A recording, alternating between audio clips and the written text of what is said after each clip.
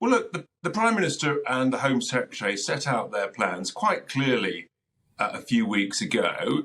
And in fairness to them, they knew that this would be challenged. And indeed, it has been.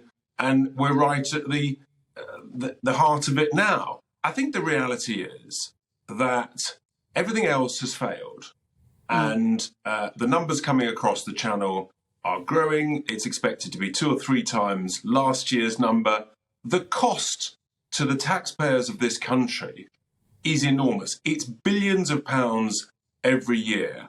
And firstly, Eileen, I think it's important to remind ourselves, we've always been a very welcoming nation, and we are more than doing our bit at the moment.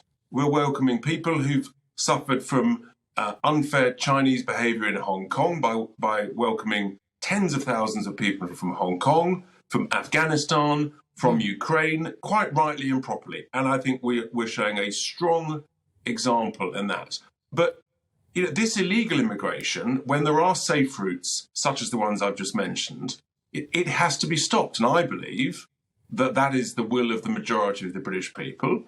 And that's what the government's trying to do. And I hope that after these various court cases, that this is where we get to. And people talk about let's be kind and compassionate. The kind, safe and compassionate thing to do, I believe, is for people to be processed in the safe country of France that many of us go to holiday and enjoy. That way, you avoid giving money to the vile people smugglers. You avoid the horrific dangers of coming across the channel on a small boat. You avoid the huge cost to the British taxpayer.